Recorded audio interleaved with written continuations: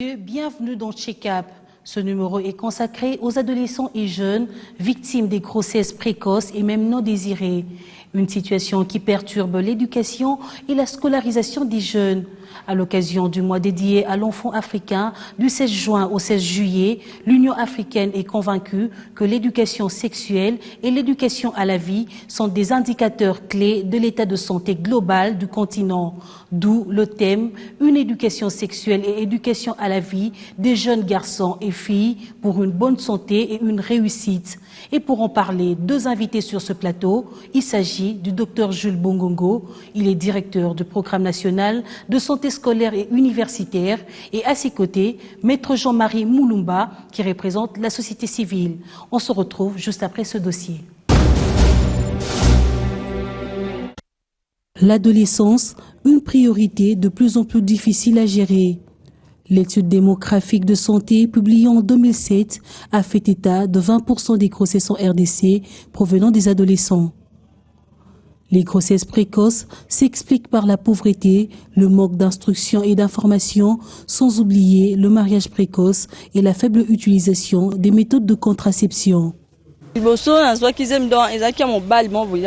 Ma première grossesse était un accident. Après, j'ai rencontré un autre homme et je suis encore tombée enceinte. Je ne m'attendais pas à ça. Deux fois, j'utilise le préservatif et deux fois, non. Mais je n'ai jamais compris comment cela est arrivé. Je calcule bien mes dates de règles. C'était seulement une erreur. Je suis tombée enceinte à 16 ans. Puis j'ai accouché. Mon enfant a 3 ans et depuis, je suis restée à la maison. Je n'étudie plus car j'ai beaucoup de difficultés. Ces grossesses précoces s'accompagnent également des multiples complications avec comme conséquence les problèmes sur le plan de la santé, de la vie en société et même les études. J'ai arrêté les études lorsque je suis tombée enceinte. Et depuis que j'ai accouché, j'ai envie de reprendre les études, mais je n'ai pas de moyens. Le père de l'enfant existe, mais il ne s'occupe que de son enfant. Mais mon souci est d'étudier. Ces jeunes mamans, qui pour la plupart regrettent ce qui leur est arrivé, ne bénéficient d'aucun appui moral et psychologique. Je peux aussi faire quelque chose de bien pour qu'on m'applaudisse plus tard. L'accouchement ne m'empêche pas d'évoluer. Avoir un enfant, c'est difficile. Et le prendre en charge aussi. Ça fait plaisir de voir une personne avec son enfant, mais il ne faut pas oser. C'est dur. Moi, j'ai osé, mais je vous le déconseille. Les enfants, cibles directes, ont aussi trouvé une manière pour faire entendre leur voix à travers des chansons où ils réclament leurs droits.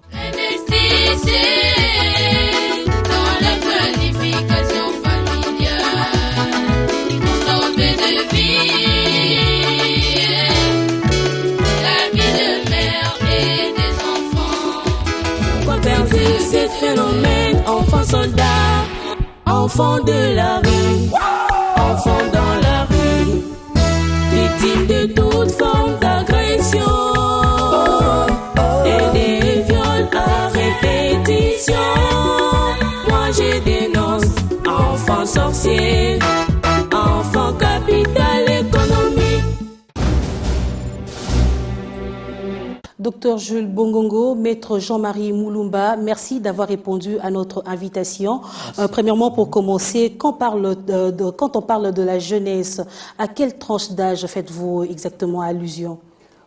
Si nous restons dans le contexte qui est le nôtre, c'est-à-dire dans le cadre de la journée de l'enfant africain, au niveau de notre charte, il est assez clair qu'on définit comme jeune tout enfant de moins de 18 ans.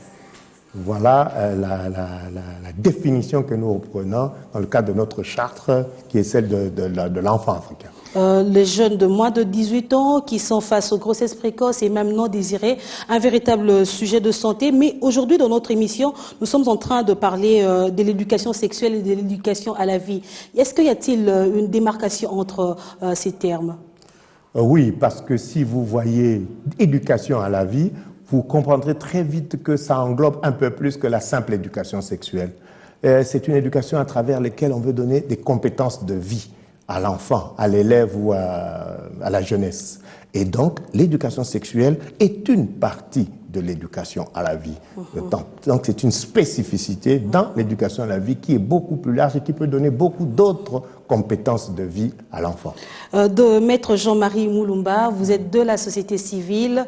Aujourd'hui, vous êtes là pour défendre également les causes des adolescents, des jeunes. On parle d'un indicateur clé. L'éducation est un indicateur clé pour la santé de l'Afrique. Comment vous pouvez nous expliquer cela? L'éducation est un indicateur clé et très important. Pourquoi? Parce qu'on dit que l'enfant est le père de l'homme. Donc, ce que vous allez faire de l'enfant, l'éducation que vous allez lui inculquer, va le déterminer pour être demain le bon citoyen, c'est-à-dire l'acteur du développement dans la cité. C'est pourquoi, en tout cas, il faut tout faire et on a beaucoup lutté pour que l'éducation soit générale. Pourquoi? Parce que sans l'éducation, même la santé, comment est-ce que vous saurez que vous pouvez aller voir le médecin, comme docteur est là, pour qu'il puisse vous soigner?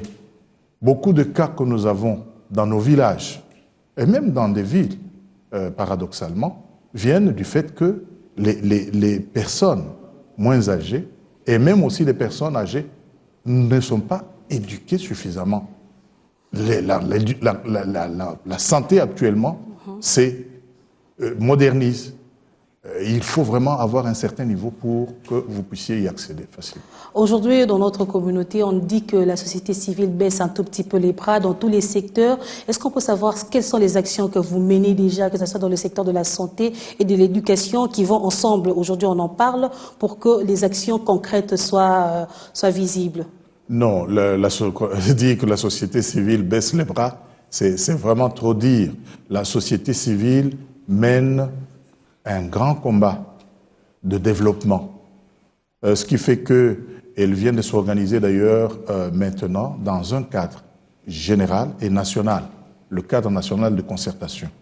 Et du fait même de s'être organisée, elle est devenue un partenaire, en tout cas de taille, face aux autres partenaires que sont l'État et ses partenaires aussi, c'est-à-dire les bailleurs. Ce qui fait qu'actuellement, la société civile est engagée dans les 15 thématiques du gouvernement. Et dans ces 15 thématiques du gouvernement, nous trouvons la santé. Nous trouvons l'éducation, nous trouvons l'emploi, nous trouvons les besoins essentiels de la société. Donc, on ne peut pas dire que beaucoup d'organisations, ce que nous organisons aujourd'hui, c'est nous, la société civile, qui pensons à l'enfant africain. Donc, on ne peut pas dire que la société civile baisse le bras. L'enfant africain est aujourd'hui victime des grossesses précoces et même non désirées. Si on doit même parler de statistiques, c'est en Afrique que le taux est vraiment croissant. Est-ce qu'on doit dire que cette situation peut s'améliorer après ces genres d'émissions que nous sommes en train d'organiser? Oui, en tout cas, nous parlons de l'éducation. On dit toujours que la répétition est la mère de la science. Et la répétition amène les gens à pouvoir se rappeler ce qu'ils oublient de plus en plus. Nous pensons qu'avec des activités de sensibilisation, de conscientisation, les jeunes peuvent nous suivre et comprendre que c'est très dangereux de pouvoir s'adonner à des grossesses précoces. Parce que, qu'est-ce que nous voyons? Vous n'avez pas un bassin qu'il faut pour mettre l'enfant au monde, et ça amène à beaucoup de complications. Docteur, est-ce qu'on peut parler de la santé scolaire en République démocratique du Congo? Oui, je pense qu'on peut effectivement en parler. Parce vous êtes du programme. Nous sommes là. Voilà, qu'est-ce que vous faites pour qu'aujourd'hui on puisse parler de la santé scolaire? Eh bien, la santé scolaire, elle existe effectivement, parce que dans la santé scolaire, comme on dit santé scolaire universitaire, il n'y a pas que le côté de délivrance et des services de santé, des soins. Il y a le côté de la prévention, il y a la promotion de la santé. Et l'école est le milieu idéal pour la transmission des connaissances. Et donc, nous devons aussi profiter de ce milieu qu'est l'école pour la formation du site de la jeunesse citoyen du Congo de demain. Programme national de santé scolaire et universitaire, c'est vrai que c'est bien, un programme existe, que beaucoup ne connaissent peut-être pas. Est-ce qu'à l'école, y a-t-il un suivi? Est-ce qu'il y a des cours qui s'adaptent à ce que veut le programme? Oui, je pense même que avant même que le département, mais le secteur de la médecine s'en occupe, rien qu'au ministère de l'EPSP, il y a des branches qui s'occupent, des cours qui s'en occupent. Et à travers plusieurs branches, que ce soit la géographie, que ce soit la science, que ce soit la biologie, on parle déjà, il y a déjà un embranchement sur ça. Alors, notre ministère qui travaille en synergie avec le ministère de l'EPSP amène un plus dans des spécificités qui intéressent effectivement la santé du côté de la formation, du côté de la prévention, de la promotion de la santé. Et bien sûr, la délivrance des premiers soins dans les écoles où nous avons déjà placé ces services-là. Est-ce qu'on peut connaître quelles sont les écoles qui bénéficient déjà de ces services? Parce qu'on se dit aujourd'hui, lorsqu'un enfant rencontre un problème de santé à l'école, soit on informe les parents, soit on envoie un autre élève l'accompagner jusqu'à la maison. Est-ce qu'il y a-t-il quelques écoles dans ce service-là déjà? Oui, ça je peux vous rassurer qu'il y en a et qu'il y en aura encore plus parce que nous sommes vraiment en phase d'extension. Si je pourrais citer de manière non exhaustive, je dirais Boboto, le collège Boboto, le complexe scolaire Lisanga, Kabambare, l'école Kabambare, Anjili, Vedruna, c'est éparpillé à travers la ville. À l'intérieur, vous avez à Tumba et dans certaines écoles, le Katanga, on a commencé. Et tout ça est en train de prendre forme et de prendre de l'extension. Les jésuites sont privilégiés? Non, les jésuites ne sont pas privilégiés, mais on a commencé par les jésuites. Ça a pris naissance à partir des écoles jésuites. Docteur, on parle de désordre sexuel. C'est vrai qu'il y a quand même un désordre dans notre ville, la ville de Kinshasa et même dans notre pays. Pourquoi pas dans d'autres pays d'Afrique aussi? À quoi cela est dû? À la pauvreté ou à l'ignorance? Je pense que quand vous donnez ces deux-là, il faut les retenir. Autant la pauvreté que l'ignorance. L'ignorance d'abord parce que, comme disait Maître tout à l'heure, il faut que l'enfant arrive à se connaître son corps. Donc quand l'enfant ne connaît pas son corps, son organisme, il peut se livrer à des déviations qui font qu'il y ait des surprises de ce côté-là. Mais la pauvreté y est pour quelque chose aussi. La pauvreté y est pour... Le côté sexuel est souvent exploité de manière abusive à partir de la pauvreté. On voit ça en temps de guerre, mais on le connaît aussi en temps de paix dans nos villes et tout, où la pauvreté expose l'enfant, garçon comme fille, parfois, à ce genre d'exploitation. Maître Jean-Marie, par rapport à ce que vient de dire le docteur, est-ce que vous pensez que la responsabilité est partagée à ce niveau-là? Les parents, l'État et même l'école? Le problème de l'enfant, madame, est très complexe. Donc, il faut envisager tous ces facteurs-là. Il faut envisager toutes ces responsabilités. Il y a les parents, il y a l'État et il y a aussi l'enfant. Souvent, on ne voit pas ça. Docteur qui est dans la santé des enfants, il y a aussi des enfants qui viennent au monde avec déjà des inclinations très mauvaises. Ce qui fait qu'on doit veiller aussi à la santé mentale de l'enfant. Non seulement voir seulement les parents, parce que le parent peut donner tout ce qu'il peut pour que cet être cher puisse devenir un homme, une femme utile à la société, mais malheureusement, les inclinations qu'a l'enfant le poussent à certaines déviances. Ce qui fait que, en tout cas, il faudrait que la communauté ou bien le problème de l'enfant soit envisagé de façon holistique. Vous êtes sur le plateau de Check-up, vous serez également dans d'autres plateaux, et également une tribune d'expression sera organisée d'ici là. Est-ce que ce ne sera pas, vous comptez sensibiliser 500 adolescents, est-ce que vous ne pensez pas que ce n'est qu'une goutte dans la mer et qu'est-ce que vous comptez réellement obtenir après cette sensibilisation? Oui, madame, il faut commencer quelque part.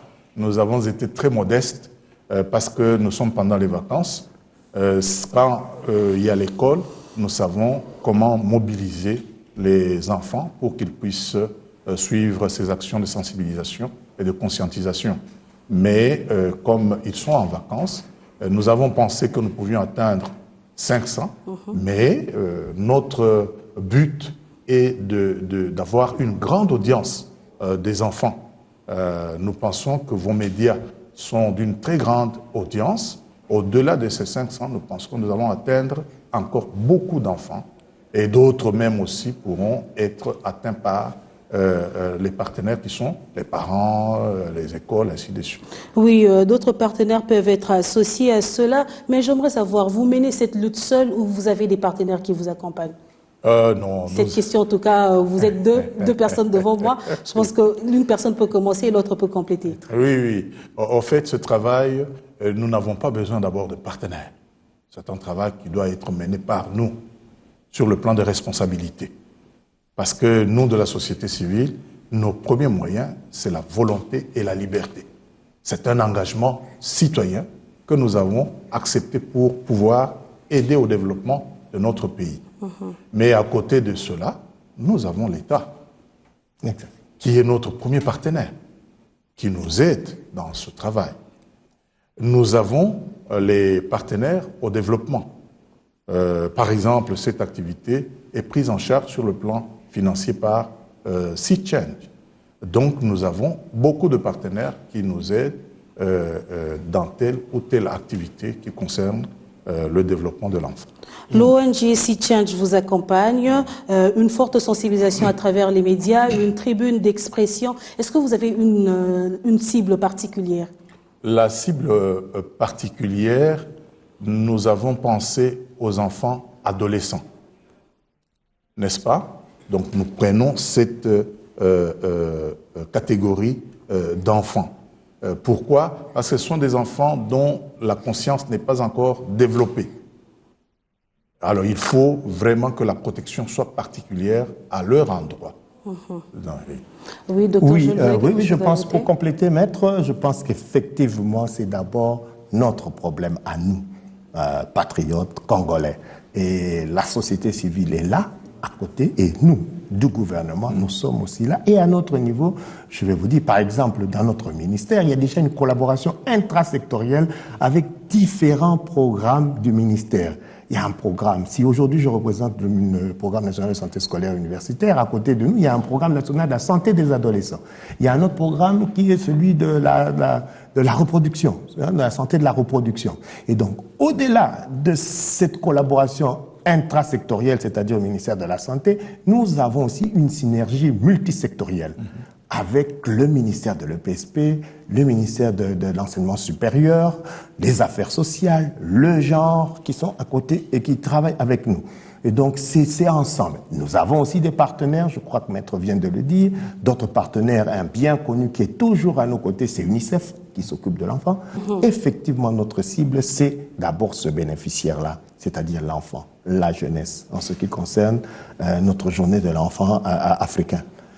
Mais nous travaillons avec d'autres que nous utilisons aussi comme partenaires, comme ici, vous constaterez dans la journée de la clôture, que nous allons nous adresser aux autorités politico-administratives avec lesquelles nous allons pouvoir travailler, et les OAC, donc avec lesquelles nous serons. On parle des autorités politico-administratives. Est-ce que ce sont les bourgmestres des communes? Ce sont les gouverneurs des provinces? Qui comptez-vous exactement interpeller? Ben, c'est un peu tout ce monde-là. Tout ce monde que vous avez cité peut se retrouver et être d'une très forte utilité dans le projet qui est le nôtre et l'activité qui est la nôtre actuellement. Docteur Jules Bungongo, j'aimerais vous garder encore un tout petit peu. Vous parlez des adolescents qui sont ciblés, ceux qui partent à l'école, facilement vont comprendre les messages que vous êtes en train de passer sur ce plateau de check-up.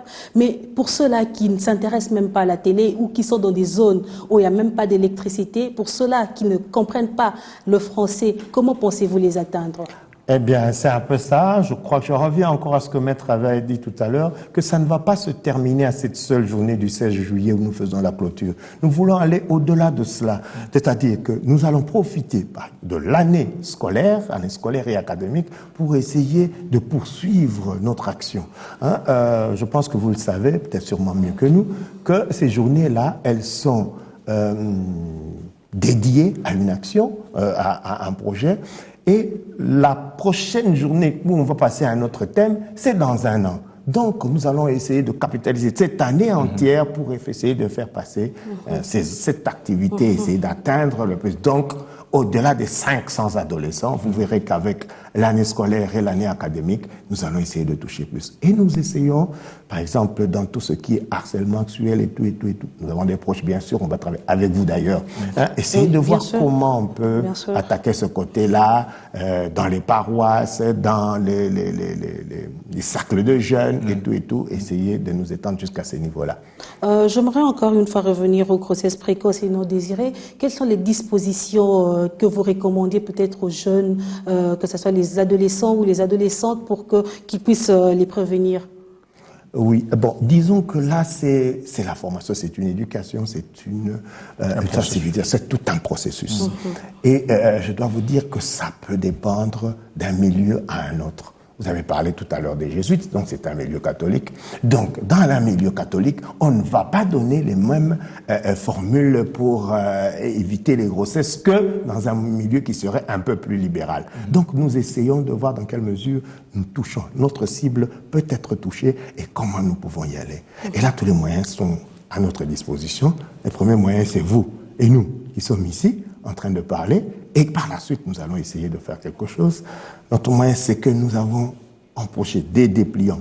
Nous en avons déjà fait, qui seront distribués dans les écoles, dans les cercles de jeunes et tout. Dans les paroisses, les CVB chez les catholiques, chez les protestants, ce sont des milieux où on retrouve assez bien les jeunes et où on peut faire passer ce genre de message pour que demain, la sexualité soit plus ou moins contrôlée.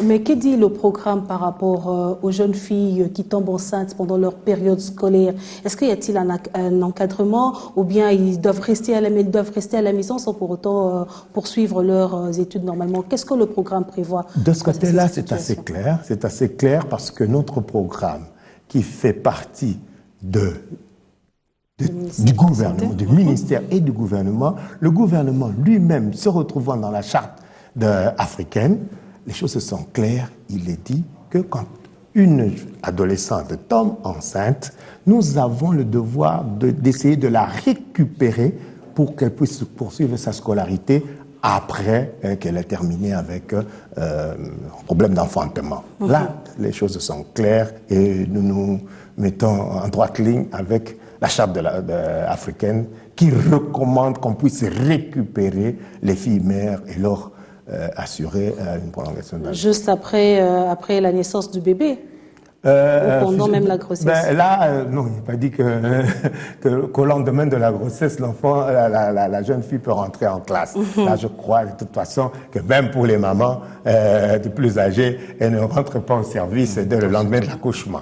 Oui, parce que beaucoup d'enfants sont rejetés aujourd'hui, après une grossesse rejetée par la famille, rejetée par les parents, et ils ne savent plus par où commencer. Peut-être par manque de moyens, il faudrait trouver l'argent du pain pour le bébé, il faudrait se nourrir soi-même, et souvent ils sont butés à plusieurs problèmes de ce genre. Voilà pourquoi on se dit, est-ce qu'il y a-t-il un encadrement juste après cette grossesse? Eh bien là, je vais vous rassurer qu'à partir de cette charte africaine, les choses sont claires et nous faisons partie de ces décisions de la charte africaine.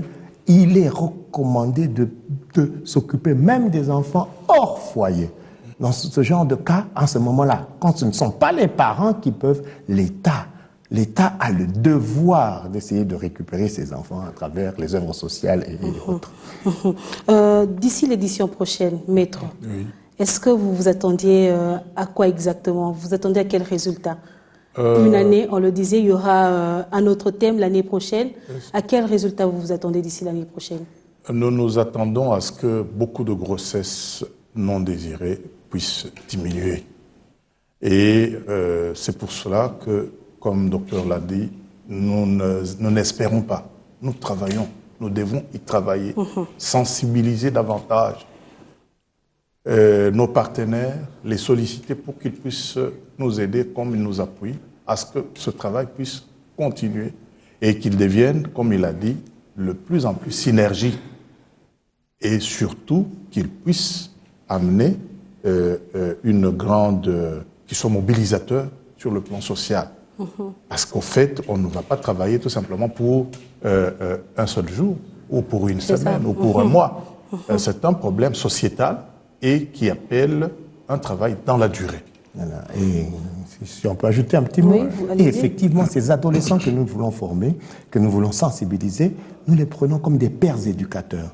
C'est-à-dire qu'à partir d'eux, nous voyons, le message peut être répercuté à d'autres adolescents et adolescentes, hein, pour que, à la longue, que le sujet sexualité, grossesse ne soit plus un tabou, qu'on puisse en parler de telle manière que nous puissions harmoniser, bien suivre de telle manière que des accidents qui n'étaient pas programmés, bien sûr, accidents. Oui, docteur, j'aimerais encore revenir à l'école. Est-ce qu'aujourd'hui on peut encore compter sur l'école, d'autant plus que certains enseignants sont accusés d'harcèlement sexuel? Le harcèlement sexuel n'est pas que le propre de l'école ou de l'enseignant. Ça se trouve pratiquement dans tous les milieux. Mais dans le temps, on ne vivait pas ces genres de choses à l'école, mais aujourd'hui, on en parle quand même. C'est vrai, on ne vivait pas, moi je dirais plutôt, on ne vivait pas avec la même ampleur. Mais ça ne veut pas dire que c'est arrivé seulement maintenant. Mais c'est vrai, je crois que même dans notre programme, et nous en avons d'ailleurs discuté, nous allons, comme je le disais tout à l'heure, voir au cours de l'année et tout, voir comment nous pouvons prédisposer au niveau des écoles des boîtes. Des boîtes parce que pour éviter quelque chose, il faut qu'il y ait une sanction ou il faut qu'il y ait quelque chose, l'épée de Damoclès qui pèse sur l'enseignant. Si nous mettons des boîtes à travers lesquelles, bien sûr, c'est encore à mettre au point avec les juristes et tout, que l'élève, parce qu'on sait que ça existe, que l'élève puisse être à même de dénoncer, même si nous n'allons pas faire les juristes et sanctionner, mais au moins je crois que les enseignants auront, s'il y en a qui le font, du moins pour ceux qui le font, ils auront peur maintenant de se faire dénoncer par les élèves. C'est entre autres des mesures que nous voudrions prendre pour que le phénomène soit de moindre ampleur. Oui, pour que le phénomène soit de moindre ampleur, il faudrait sensibiliser et beaucoup sensibiliser. La RDC est reconnue terre de la musique. Pourquoi n'avoir pas associé des musiciens des Rénans pour mener cette sensibilisation? La question vous est adressée. Pas seulement les musiciens de renom. Nous avons des ensembles de jeunes qui utilisent déjà la musique. Et d'ailleurs, dans le programme de cette activité, il est prévu que les enfants puissent utiliser l'art. Et pour finir cet entretien, Dr Jules Bongongo, Maître Jean-Marie Moulumba, est-ce que vous avez un message à lancer à toutes les personnes qui sont en train de nous écouter en ce moment? Je pense qu'à cette occasion de la journée de l'enfant africain et le thème qui a été le nôtre, je pense qu'il est bon que nous puissions interpeller tout le monde pour voir dans quelle mesure nous, à travers le message qui est là, nous arrivions à faire que l'éducation soit obligatoire et, au fil du temps, gratuite. En fait, c'est ce qui est demandé dans le secteur primaire. L'école est vraiment le milieu, comme je disais, idéal pour la transmission des connaissances. Au-delà des mathématiques, du français, de l'anglais, on pourrait aussi ajouter cette éducation à la vie en matière de sexualité et dans d'autres domaines. Et je pense que là, parents, responsables d'école, autorités politico-administratives, partenaires et tout, nous devons essayer de nous tenir coude à coude pour essayer d'avoir un résultat dans le sens des projets qui sont les nôtres. Maître Jules, vous avez la parole. Oui, en tout cas, le problème de l'enfance, c'est un problème qui tient, et surtout aussi de la sexualité des enfants, c'est un problème qui tient à la vie, même de la communauté, de la société, qui tient au lien social. Nous sommes offusqués de voir les enfants à l'abandon. Il y en a même qui sont appelés les enfants de la rue, des histoires comme ça. Pourtant, la société traditionnelle, africaine, n'a pas connu ces méfaits. Nous nous disons que nous pouvons parfois aussi nous ressourcer aux mécanismes qu'utilisait cette société qu'aujourd'hui nous disons non, rétrograde, ainsi de suite, mais qui avait trouvé des moyens appropriés pour garder le lien social. Donc, nous pensons qu'il faut que l'État, les partenaires au développement, la société civile, le secteur privé puissent se pencher sur l'attention que nous devons avoir et la protection à réserver à la question de l'enfant. Maître Jean-Marie Moulumba, représentant de la société civile, Dr Jules Bongongo, directeur de programme national de santé de l'école et universitaire, merci d'avoir répondu à notre invitation. C'est nous qui vous remercions. Mesdames et messieurs, on se retrouve tout juste après 1001 questions santé. Les conséquences des grossesses précoces et ou non désirées. Chez la jeune fille, maternité non désirée, avortement provoqué ou spontané, non suivi médical, accouchement difficile et sans assistance, complications, déchirure, hémorragie, fistule obstétricale, maladie, handicap, traumatisme, décès éventuel, rejet de la famille, marginalisation, problèmes psychologiques, anxiété, déscolarisation, problèmes économiques, pauvreté, mariage forcé, dépendance. Chez le jeune homme, paternité non désirée et rôle parental non assumé, mariage forcé, problèmes psychologiques, difficultés économiques, pauvreté. Chez l'enfant, carence affective, sévices, abandon, insuffisance pondérale et complications à la naissance, maladie, traumatisme, décès éventuel, mauvais entretien sanitaire et alimentaire. Le numéro de check-up est fini. On se retrouve très prochainement pour un autre sujet.